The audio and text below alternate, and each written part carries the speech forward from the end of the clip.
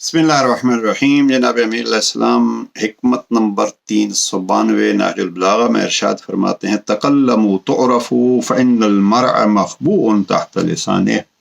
बहुत ही मशहूर फरमान और आम फहम फरमान और ज़िंदगी में उमूमी तौर पर काम आने वाला फरमान। इमाम फरमाते हैं, बात करो ताकि पहचाने जाओ, क्योंकि आदमी अपनी ज़बान के नीचे पोशीदा है। हकीकत में इंसान जब ज़्यादा बोलता है तो ज़्यादा गलतियां करता है। और जनाब अमीर अलैहिस्सलाम ने बहुत ताकीद की है नाजुल बलागा में, थोड़ा बोलो ताकि थोड़ी गलतियां करो।